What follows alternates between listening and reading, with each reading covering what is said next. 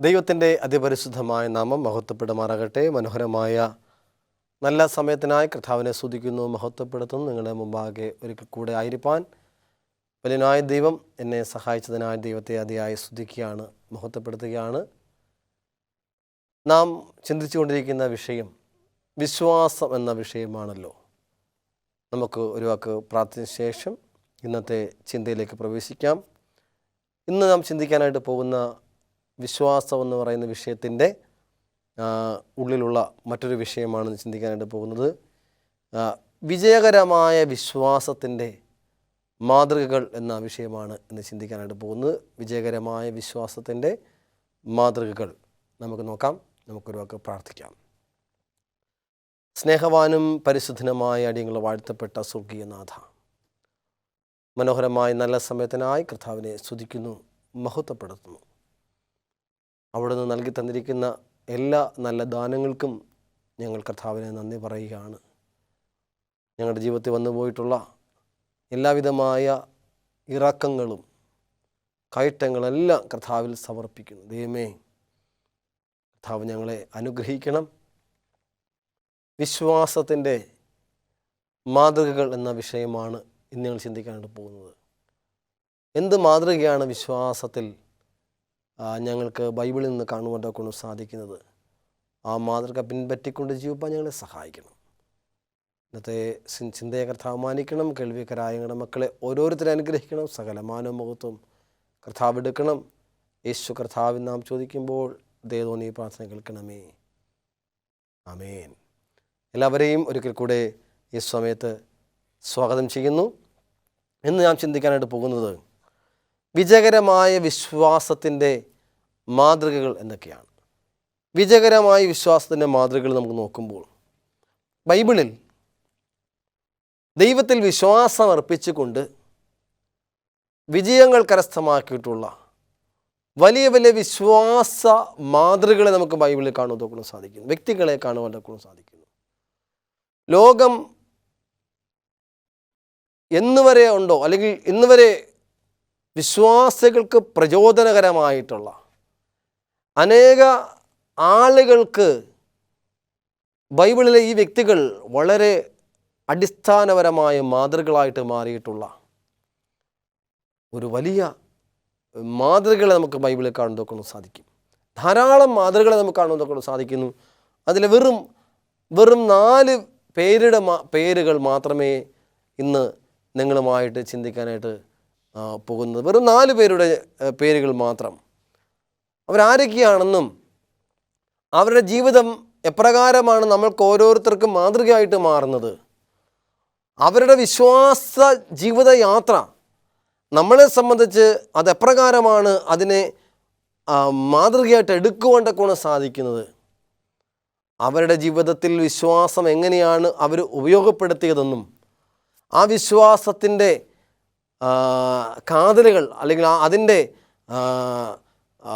കറുത്തതായിട്ടുള്ള അധ്യായങ്ങളും അല്ലെങ്കിൽ മേന്മയായിട്ടുള്ള അധ്യായങ്ങളും എന്നതിനെക്കുറിച്ചും വിശ്വാസം അവരെപ്രകാരമാണ് അവർ യഥാർത്ഥമായി ഉപയോഗിക്കപ്പെട്ടിരിക്കുന്നതെന്നും നമുക്ക് ഇന്ന് ചിന്തിപ്പാൻ്റെ ഗുണം ദൈവം നമ്മെ സഹായിക്കുമാറാകട്ടെ.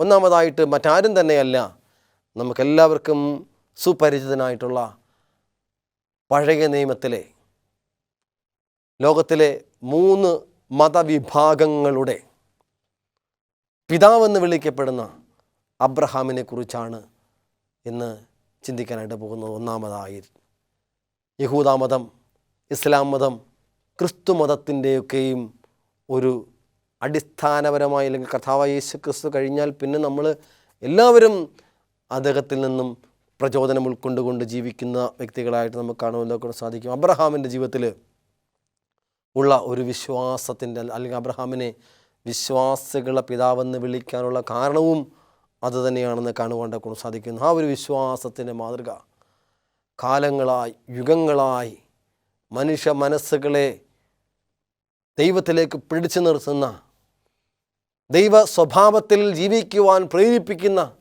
ആ വലിയ മാതൃക അബ്രഹാമിൻ്റെ മാതൃക, വിശ്വാസ മാതൃക എന്ന് കാണുവാനൊക്കെ സാധിക്കും.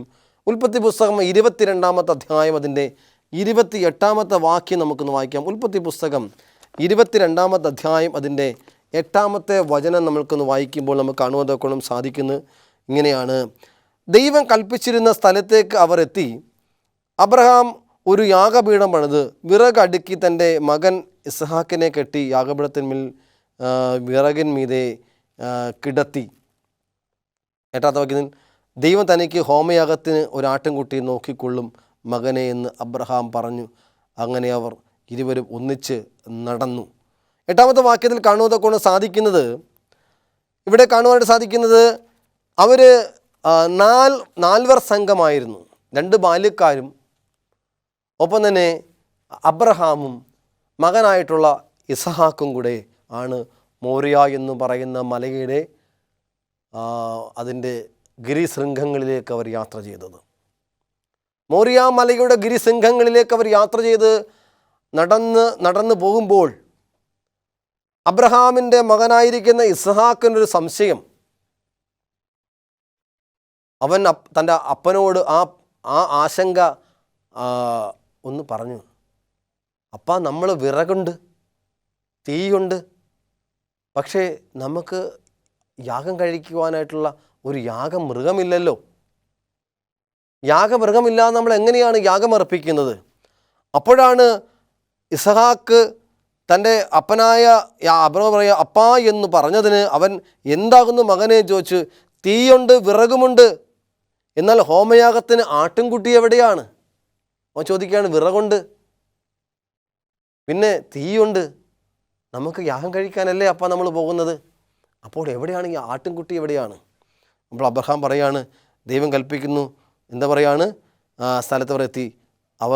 അബ്രഹാം പറയാണ്, ദൈവം എന്താണ് തനിക്ക് ഹോമയാഗത്തിന് ഒരു ആട്ടിൻകുട്ടി നോക്കിക്കൊള്ളുമെന്ന് പറഞ്ഞു.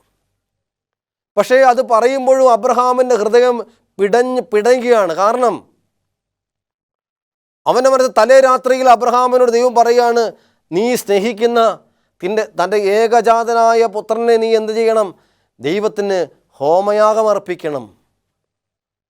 ദൈവത്തിന് ഹോമയാഗം അർപ്പിക്കുവാൻ തക്കോണം പറയുമ്പോൾ അവൻ്റെ മനസ്സ് കിടുകിട വിറച്ചു. പക്ഷേ എങ്കിലും ദൈവം പറഞ്ഞിരിക്കുന്ന വാക്ക് അവൻ അക്ഷരം പ്രതി അനുസരിക്കുവാൻ, അവൻ പരിപൂർണമായി വിശ്വസിക്കുവാൻ അവൻ തയ്യാറായി. ദൈവം പറഞ്ഞല്ലേ, ഇനി യാതൊരു വിധമായ മാറ്റമില്ല. തൻ്റെ ഭാര്യയോട് പോലും പറയാതെ തൻ്റെ കുഞ്ഞിനെയും കൊണ്ട് അവൻ മോറിയാ മല എന്ന് പറയുന്ന ആ ഗിരിശൃംഗത്തിൻ്റെ മുകളിലേക്ക് നടന്നു കയറുമ്പോൾ അവൻ്റെ മനസ്സിൽ ദൈവം പറഞ്ഞിരിക്കുന്ന കാര്യം അക്ഷരം പ്രതി അനുസരിക്കണമെന്നുള്ള ഉദാത്തമായ ദൈവത്തിലുള്ള വിശ്വാസമാണ് അവൻ്റെ ഹൃദയത്തിൽ മുഴുവനായി പ്രതിഫലിക്കുന്നത്. ദൈവത്തിൽ എനിക്ക് വിശ്വാസമുണ്ട്, ദൈവം പറഞ്ഞിരിക്കുന്ന കാര്യത്തിൽ ഞാൻ അടിയുറച്ച് വിശ്വസിക്കുന്നു, ദൈവത്തിൽ എനിക്ക് വിശ്വാസമുണ്ട്. നാം കഴിഞ്ഞ പ്രസംഗത്തിൽ ചിന്തിച്ചതുപോലെ ദൈവത്തിൽ നാം വിശ്വസിക്കണം, ദൈവത്തിൽ പരിപൂർണമായി വിശ്വസിക്കണം. ഒരു ദൈവവചനം എന്ന് പറയുന്ന ലോകത്തിലെ യാതൊരുവിധമായ പണത്തിലോ അല്ലെങ്കിൽ കെട്ടിടങ്ങളിലോ അവൻ്റെ ജോലിയിലോ കഴിവിലോ അവൻ്റെ ആരോഗ്യത്തിലോ അല്ലെങ്കിൽ അവൻ്റെ ഭാര്യയിലോ മക്കളിലോ അല്ലെങ്കിൽ ഇന്ന് ലോകത്തിൽ അവൻ താമസിക്കുന്ന രാജ്യത്തിലോ ഭരണാധികാരികളിലോ ഒന്നിലുമല്ല അവൻ്റെ വിശ്വാസം സകലവും സൃഷ്ടിക്കപ്പെട്ട അല്ലെങ്കിൽ സകലവും സൃഷ്ടിച്ച സൃഷ്ടിതാവായ ദൈവത്തിനാണ് അവൻ്റെ വിശ്വാസം. അതാണ് അബ്രഹാമിൻ്റെ വിശ്വാസം. സകലവും സൃഷ്ടിച്ചവനായ സ്വർഗീയമായ ദൈവത്തിലുള്ളവൻ്റെ വിശ്വാസം. അവൻ ആകാശത്തിലേക്ക് നോക്കി. അവൻ താമസിച്ചിരുന്ന ആ പട്ടണം ലോകത്തിലെ ഏറ്റവും ഉദാത്തമായ പട്ടണം, മനുഷ്യന്മാർ നിർമ്മിക്കപ്പെട്ടിട്ടുള്ളതിൽ ഏറ്റവും പുരാതനമായ പട്ടണം മെസ്സപ്പൊട്ടോമിയ എന്ന് പറയുന്ന പട്ടണം. ആ മെസ്സപ്പൊട്ടോമിയ പട്ടണം ഒരു ബൃഹത്തായ പട്ടണമാണ്. അവിടെ ജനങ്ങൾ വലിയ അത്യാധുനിക സജ്ജീകരണങ്ങളോടുകൂടി ആളുകൾ ജീവിക്കുന്നു. പക്ഷേ അവൻ അത് നോക്കുമ്പോൾ അതിൽ നിന്നുകൊണ്ട് അവൻ ആകാശത്തേക്ക് നോക്കി. പക്ഷെ മനുഷ്യൻ നിർമ്മിച്ച ഈ പട്ടണങ്ങളെക്കാട്ടിലും എത്രയോ 100 കോടിക്കണക്കിന് മടങ്ങ് അത്ഭുതങ്ങൾ ഒളിപ്പിച്ചു വച്ചിരിക്കുന്ന ആകാശവിധാനം അവന് കാണുക എന്തൊക്കെയായി തീർന്നു. ഇത് സൃഷ്ടിച്ചവൻ ആരായിരിക്കും? ഒരുപക്ഷെ ഞങ്ങൾ ആരാധിക്കുന്ന, അവിടെയുള്ള ആളുകൾ ആരാധിക്കുന്ന ആ ഇടിമിന്നൽ ദേവനായോ അല്ലെങ്കിൽ അവിടുത്തെ ജലത്തിൻ്റെ ദേവനായോ ആ ദേവന്മാരെ മനുഷ്യന്മാർ നിർമ്മിക്കുന്നു, ഉണ്ടാക്കുന്നു. പക്ഷേ അല്ലെങ്കിൽ ഈ ജലത്തെ നിർമ്മിച്ചവനായ ദൈവം ആരാണ്? അബ്രഹാമിൽ ദൈവത്തിൽ വിശ്വസിച്ചു. ദൈവം കരുതിക്കൊള്ളും, ദൈവം അവിടെ നിന്ന് കരുതിക്കൊള്ളുമെന്ന് അവന് പരിപൂർണമായ വിശ്വാസമുണ്ടായിരുന്നു. അപ്പോൾ അങ്ങനെ അവൻ കടന്നു ചെന്നപ്പോൾ എന്ത് ചെയ്തു? അതിൻ്റെ 8-ാമത്തെ വാക്യം നമ്മൾ വായിക്കാൻ തക്ക സാധിക്കുന്നത്, 22-ാമത്തെ വാക്യം വായിക്കുന്നത്, ദൈവം തനിക്ക് ഹോമയാഗത്തിന് ഒരു ആട്ടിൻകുട്ടിയെ നോക്കിക്കൊള്ളും മകനെ എന്ന് അബ്രഹാം പറഞ്ഞു. അബ്രഹാം നോക്കുമ്പോൾ അങ്ങനെ അബ്രഹാം അവിടെ ചെന്നിട്ട് പറഞ്ഞ്, അങ്ങനെ 15-ാമത്തെ വാക്യത്തിൽ പറഞ്ഞ്, ഉടനെ യഹോവയുടെ ദൂതൻ ആകാശത്ത് നിന്ന് അബ്രഹാമേ എന്ന് വിളിച്ചതിന് ഞാൻ ഇതാ എന്ന് അവൻ പറഞ്ഞു. ഇവിടെ പറയുന്നു, വിറകടുക്കി തൻ്റെ മകൻ ഇസഹാക്കിനെ കെട്ടി യാഗപീഠത്തിൽ കിടത്തി. അങ്ങനെ തൻ്റെ വാളെടുത്ത് ഉയർത്തി തൻ്റെ മകനെ യാഗം കഴിക്കുവാൻ കത്തി ഉയർത്തി അവന് തൻ്റെ ഏകജന മകനെ കൊല്ലുവാൻ വേണ്ടി തീരുമാനിച്ചു. ആ മൂമെൻറ്റിൽ പ്രതിമക്കളെ എന്ന് പറഞ്ഞാൽ നിങ്ങളതിനെ നാം യഥാർത്ഥമായി പരിശോധിക്കുമ്പോഴാണ് മനസ്സിലാക്കാൻ കൊണ്ട് സാധിക്കുന്നത്. എന്താണ്? തൻ്റെ മകനെ ഇസ്ഹാക്കിനെ യാഗം കഴിക്കുവാൻ്റെ കൊണ്ട് ദൈവം പറയുന്നു. അത് അക്ഷരമതി മനസ്സിലാക്കുന്നു, അത് ദൈവത്തെ വിശ്വസിക്കുന്നു. യാഗം കഴിക്കാമെന്ന് വിശ്വസിക്കുന്നവൻ തൻ്റെ പ്രവൃത്തിയുടെ പരിണിത ഫലത്തിലേക്ക് വരണം. ദൈവം നോക്കി, ദൈവം പറഞ്ഞു, അബ്രഹാമിനെ നിൻ്റെ മകനെ യാഗം കഴിക്കണം. അവൻ തൻ്റെ കിടക്കക്കിടയിൽ ദൈവത്തോട് അല്ലെങ്കിൽ അവൻ പ്രാർത്ഥിച്ചു, അവൻ കിടന്നുകൊണ്ട് ആലോചിച്ചു, ഞാൻ എൻ്റെ മകനെ യാഗം കഴിക്കണം. ആ യാഥാർത്ഥ്യം അവൻ മനസ്സിലാക്കി. ആ യാഥാർത്ഥ്യം അവൻ മനസ്സിലാക്കിയതിന് ശേഷം തൻ്റെ മകനെ അവൻ എടുത്തു. 2 ബാല്യക്കാരെ വിളിച്ചു, വിറകെടുത്തു, തീയെടുത്തു, ആ യാത്ര തിരിച്ചു. അപ്പോൾ ദൈവം പറഞ്ഞിരിക്കുന്നത് അവൻ കേട്ടു. അവൻ പോകാൻ പോയി. പക്ഷെ പോയിട്ട് അവൻ തിരികെ വന്നില്ല. വീണ്ടും യാത്രയ്ക്ക് അവന് തിരികെ വരാൻ പറ്റുമായിരുന്നു. അവൻ തിരികെ വന്നില്ല. ആ മോറിയ മല അടിവാരത്തെത്തുമ്പോൾ, ഈ മല കയറുമ്പോൾ ദൈവം ചിന്തിച്ച് കാണും, ഇവൻ ഇനി തിരിച്ചു പോകുമോ? അപ്പോൾ അവന് ഒരുപക്ഷെ അബ്രഹാം ചിന്തിക്കും, ഞാൻ തിരിച്ചു പോയാലോ, എനിക്ക് ചെയ്യാൻ പറ്റില്ല. പക്ഷേ എങ്കിലും അവൻ മുന്നോട്ട് തന്നെ ചിന്തിച്ചു. ആ മോറിയ മല കയറി പകുതി വഴി എത്തുമ്പോൾ വീണ്ടും അവന് തിരിച്ചു വരാനുള്ളൊരു ഓപ്ഷനുണ്ട്. അവൻ്റെ മുമ്പിൽ 2 സാധ്യതയുണ്ട്. ഒന്നുകിൽ അവന് യാഗം കഴിക്കാം, അല്ലെങ്കിൽ അവന് മടങ്ങിപ്പോകാം. തൻ്റെ മകൻ പറയുകയാണ്, അപ്പാ വിറകൊണ്ട് തീയുണ്ട്. അപ്പോഴും അബ്രഹാമിൻ്റെ ഉള്ളം കിടുകിട, ഈ സംസാരിക്കുന്ന എൻ്റെ കുഞ്ഞ് ഇനി കുറച്ച് കഴിയുമ്പോൾ ഞാൻ അവനെ യാഗം കഴിക്കാനുള്ളതല്ലേ? അപ്പോഴും അവന് തിരികെ പോകാമായിരുന്നു. എൻ്റെ മകൻ സംസാരിക്കുമ്പോഴും തിരികെ പോകാമായിരുന്നു. തിരികെ പോയില്ല. അവൻ വന്നു, വിറകടുക്കി വെച്ചു, തൻ്റെ മകനെ അതിൽ കിടത്തി. എന്നിട്ടും അവൻ തിരികെ പോകാമായിരുന്നു. തൻ്റെ കത്തിയെടുത്ത് ആകാശത്തേക്ക് ഉയർത്തി അവൻ ആത്മാർത്ഥമായിട്ട് ദൈവം പറഞ്ഞിരിക്കുന്ന കാര്യം ചെയ്യുവാനുള്ള ആ ദൈവത്തിൽ വിശ്വാസത്തോടു കൂടി അവൻ തൻ്റെ കൈ ഉയർത്തി അവനെ കൊല്ലുവാൻ തക്കവണ്ണം പെട്ടെന്ന് തന്നെ അവന് കത്തി ഉയർത്തി തൻ്റെ മകനെ കൊല്ലുവാൻ തക്കവണ്ണം അവന് ഓങ്ങി വന്നപ്പോൾ, ആ ഓങ്ങുന്ന സമയത്ത് അബ്രഹാമേ എന്ന് 2 പ്രാവശ്യം ദൈവത്തിൻ്റെ ദൂതൻ വിളിച്ചു. അവൻ ചെയ്യുന്നതിന് മുമ്പ് ആ വിത്തിൻ സെക്കൻഡ്സിനുള്ളിൽ അബ്രഹാമിനെ വിളിച്ചു പറഞ്ഞു, നീ അത് ചെയ്യരുത്. ഇതാണ് അവൻ അറിയാതെ പറഞ്ഞതാണ്. അറിയാമെന്ന് പറഞ്ഞാൽ ദൈവം കരുതിക്കൊള്ളൂ എന്ന് പറഞ്ഞ് ദൈവത്തിൽ വിശ്വാസമുള്ളതെന്ന് പറഞ്ഞാണ് ആ കാര്യം അവിടെ സംഭവിച്ചു എന്ന് കാണുന്നതൊക്കെ സാധിക്കും. അബ്രഹാം തലപൊക്കി നോക്കിയപ്പോൾ പിൻപുറത്ത് ഒരാട്ടുകൊറ്റൻ കൊമ്പ് കാട്ടിൽ പിടിപ്പെട്ട് കിടക്കുന്നത് കണ്ടു. അബ്രഹാം ചെന്ന് ആട്ടിൻകൊറ്റനെ പിടിച്ചു തൻ്റെ മകന് പകരം ഹോമയാഗം കഴിച്ചു. അപ്രകാരം തൻ്റെ മകന് പകരമായി ഹോമയാഗം കഴിച്ചു എന്ന് കാണുകൊണ്ടൊക്കെ സാധിക്കും. പ്രിയമക്കളെ, വിശ്വസിച്ചതിലുള്ള പ്രധാനപ്പെട്ട മാതൃക നമുക്ക് ഇവിടെ കാണുവാണ്ടൊക്കെ സാധിക്കും. ദൈവം നമ്മളെ അനുഗ്രഹിക്കട്ടെ. അബ്രഹാമിനെ പോലെ വിശ്വാസമുള്ളവരായിട്ട് മാറുക. വിശ്വാസത്തിൻ്റെ വിജയകരമായിട്ടുള്ള ഒരു മാതൃക നമുക്കവിടെ കാണുവാൻ തക്കവണ്ണം സാധിക്കും. രണ്ടാമതായി നമുക്ക് കാണുവാൻ തക്കവണ്ണം സാധിക്കുന്നത്, യോശുവയുടെ പുസ്തകം 14-ാമത്തെ അധ്യായം നാം പഠിക്കുമ്പോൾ അവിടെ വളരെ പ്രധാനപ്പെട്ട ഒരു വിഷയത്തെ നമുക്ക് കാണുവാൻ തക്കവണ്ണം സാധിക്കും. കാലേബ് എന്ന് പറയുന്ന ഒരു വ്യക്തി, അനേകരെ നമുക്ക് കാണുവാൻ സാധിക്കും. ഞാൻ വളരെ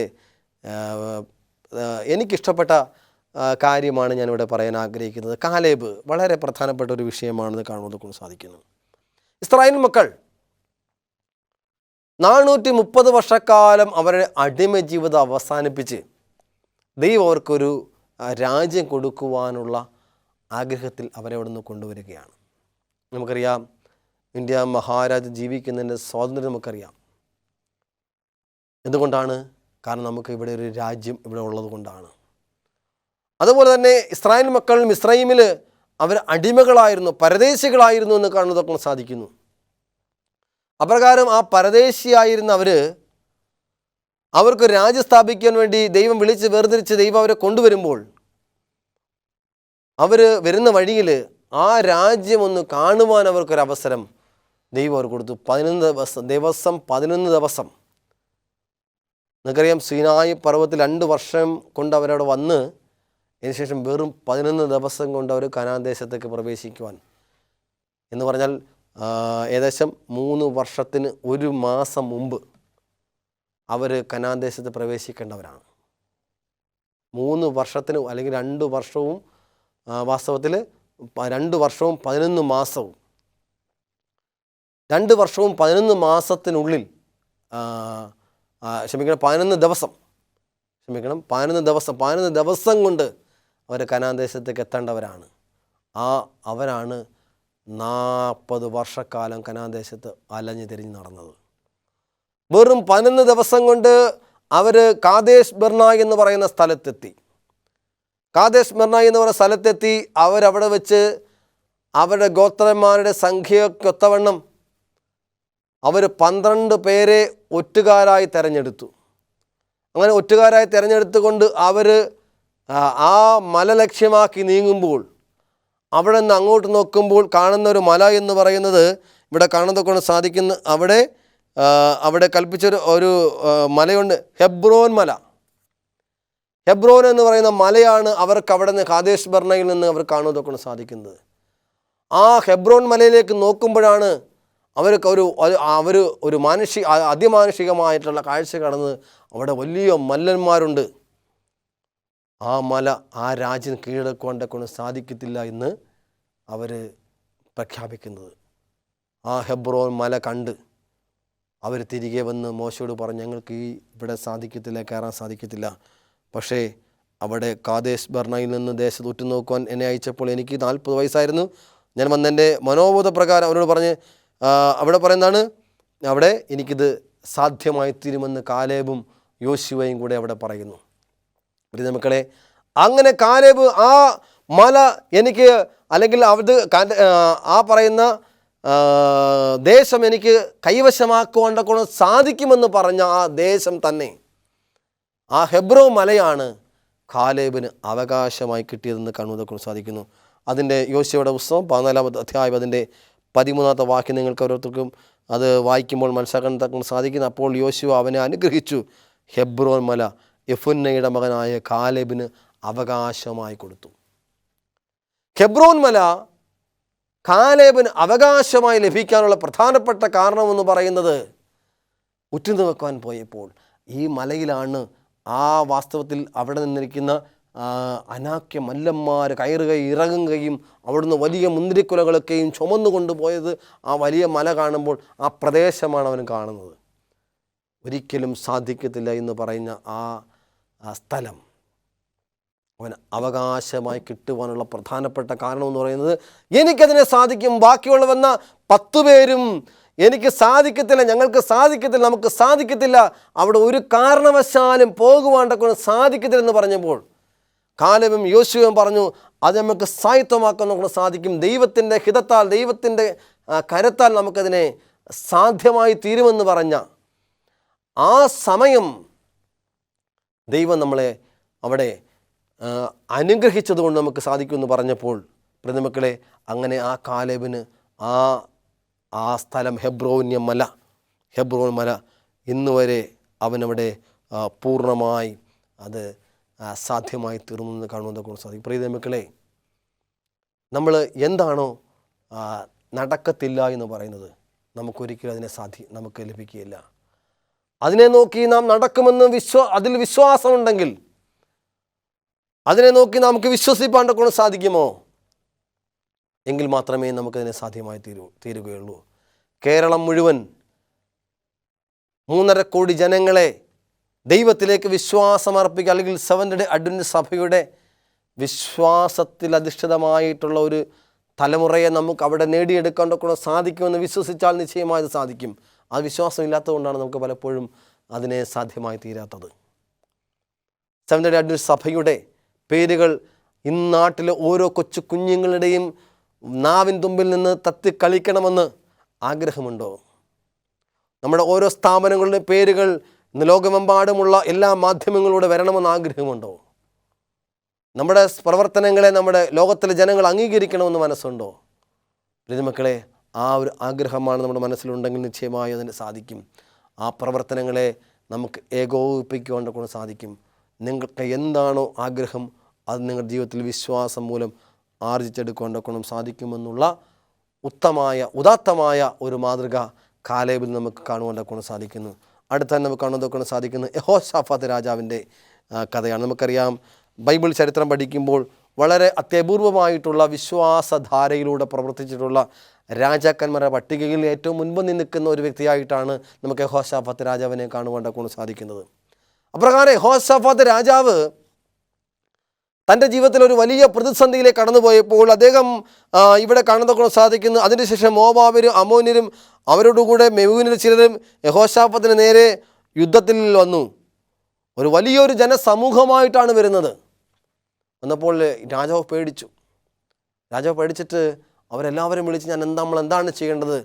ഒരു ഉപവാസം നിയമിച്ചു. പല വിവിധങ്ങളായ പട്ടണങ്ങളിൽ വെച്ച് എല്ലാ ഉപവാസ പ്രാർത്ഥനകൾ നടന്ന് രാജാവ് വിളംബരം ചെയ്ത് എല്ലാം നമുക്ക് ഉപവാസം പ്രസിദ്ധം ചെയ്യും. അങ്ങനെ ഉപവാസം പ്രസിദ്ധം ചെയ്ത് അവിടെ എല്ലാവരും ഉപവാസം പ്രസിദ്ധം ചെയ്ത് എല്ലാവരും എന്താണ് ദൈവത്തോട് ഒന്നിച്ചുകൂടി സകല യഹൂദ നഗരങ്ങളിലും അവർ യഹോവയെ അന്വേഷിക്കുമെന്ന്. അപ്പോൾ എല്ലാ നഗരങ്ങൾ തോറും എല്ലാവരും രാജാവിനോട് ഐക്യദാർഢ്യം പ്രകടിപ്പിച്ചുകൊണ്ട് എല്ലാവരും ഉപവാസം ചെയ്യാൻ തക്കവണ്ണം തുടങ്ങി. നമുക്കറിയാം, ഒരു വിഷയം നടക്കുമ്പോൾ എല്ലാവരും എല്ലാ സ്ഥലത്തും എന്താണ് ധർണയും റാലിയൊക്കെ സംഘടിപ്പിക്കാൻ തക്കവണ്ണം എഴുതുക. അല്ലെങ്കിൽ മണിപ്പൂരിൽ നടക്കുന്ന കൊലപാതക പരമ്പരകളൊക്കെ ഉണ്ടാകുമ്പോൾ ഇന്നിങ്ങ് കേരളത്തിൽ പോലും കൊച്ചു കുഞ്ഞുങ്ങൾ വരെയും അവർ മണിപ്പൂരിന് ഐക്യദാർഢ്യം പ്രകടിപ്പിച്ചുകൊണ്ട് കൊടിയും മറ്റു കാര്യങ്ങളൊക്കെ ഉണ്ടായിക്കൊണ്ട് അവർ ആയിരിക്കുന്നത് പോലെ യഹൂദ പട്ടണങ്ങൾ ഓരോ പട്ടണങ്ങളിലും രാജാവിന് ഐക്യദാർഢ്യം പ്രകടിപ്പിച്ചുകൊണ്ട് എല്ലാവരും അല്ലെങ്കിൽ ഉപവാസത്തോടു കൂടിയായിരിക്കുകയാണ്. അങ്ങനെ ആയിരിക്കുമ്പോൾ അപ്പോൾ ഇവിടെ പറയുന്നതാണ്, നമുക്ക് അതിൻ്റെ 20-15 വാക്യം വായിക്കാൻ നമുക്ക് നോക്കാം. അവിടെ കാണുന്നത്, അവർ പറഞ്ഞ്, എന്തെന്നാൽ യഹൂദരൊക്കെയും യെരൂശലേം നിവാസികളെ യഹോശാഫാത്ത് രാജാവും ആയുള്ളവരെ കേട്ടുകൊള്ളുവിൻ, ഇപ്രകാരം അരുളി ചെയ്യുന്നു, ഈ വലിയ സമൂഹ നിമിത്തം ഭയപ്പെടരുത്, ഭ്രമിക്കരുത്, യുദ്ധം നിങ്ങളുടേതല്ല ദൈവത്തിൻ്റെത് അത്രേ എന്ന് പറയുന്നു. അപ്പോൾ ഇവിടെ പറയുന്നു, അവിടുത്തെ പ്രവാചകൻ എന്ന് പറയാണ്, നിങ്ങൾ ഒരിക്കലും അവിശ്വസിക്കരുത്, ദൈവത്തിൽ വിശ്വസിക്കുക. ദൈവത്തിൽ വിശ്വസിക്കുമ്പോൾ യഹോശാഫാത്ത് രാജാവ് അപ്രകാരം ആ യുദ്ധത്തിൽ വിശ്വസിച്ചുകൊണ്ട് അവിടെ നിന്നും അവർ വിജയിച്ചു എന്ന് കാണുന്നതൊക്കെ സാധിക്കുന്നു. ഇവിടെ കാണുന്നത്, ദൈവമായ യഹോവയിൽ വിശ്വസിക്കുവിൻ എന്നാൽ നിങ്ങൾ ഉറച്ചു നിൽക്കും, അവൻ്റെ പ്രവാചകന്മാരെ വിശ്വസിക്കുവിൻ എന്നാൽ നിങ്ങൾ കൃതാർത്ഥരാകുമെന്ന് പറഞ്ഞു. അങ്ങനെ വിശ്വസിച്ചുകൊണ്ട് ആ യുദ്ധത്തിൽ വിജയിച്ചായിട്ട് കാണുന്നതൊക്കെ സാധിക്കുന്നു. അപ്പോൾ നമ്മൾ 3 പേരുടെ പേരാണ് നമ്മൾ പഠിച്ച് കാണാൻ സാധിക്കുന്നത്. 1 അബ്രഹാം, 2 കാലേബ്, 3 യഹോശാഫാത്ത് രാജാവ്. ഈ 3 പേരും യുദ്ധത്തിൽ അല്ലെങ്കിൽ 3 പേരും വിശ്വാസത്തിൽ വിജയിച്ചവരാണെന്ന് കാണുവാൻ സാധിക്കും. അതേപോലെ വിശ്വാസത്തിൻ്റെ മാതൃക നമ്മൾ ഓരോരുത്തരും മറ്റുള്ളവർക്കൊരു മാതൃകയായി മാറുക. നമ്മുടെ വിശ്വാസം മറ്റുള്ളവർക്കൊരു വലിയ സാക്ഷ്യമായി തീരട്ടെ. പ്രാർത്ഥിക്കാം. സ്നേഹവാനായ നല്ല കർത്താവേ, തിരുനാമത്തിന് സ്തോത്രം. മനോഹരമായ നല്ല സമയത്തിനായ കർത്താവിനെ സ്തുതിക്കുന്നു, മഹത്വപ്പെടുത്തുന്നു. കൃപയാൽ നിറയ്ക്കണമേ. ഞങ്ങൾ അബ്രഹാമിനെ പോലെ, കാലേബിനെ പോലെ, യഹോശാഫാത്ത് രാജാവിനെ പോലെ ദൈവത്തിൽ വിശ്വാസമുള്ളവരായിരിക്കാൻ ഞങ്ങളെ സഹായിക്കണം. സകലമാനവ മുഖത്തും കർത്താവ് എടുക്കണം. യേശു കർത്താവ് നാം ചോദിക്കുമ്പോൾ ദൈവം ഈ പ്രാർത്ഥന കേൾക്കണമേ. ആമേൻ. ദൈവം എല്ലാവരും അനുഗ്രഹിക്കട്ടെ. ആമേൻ.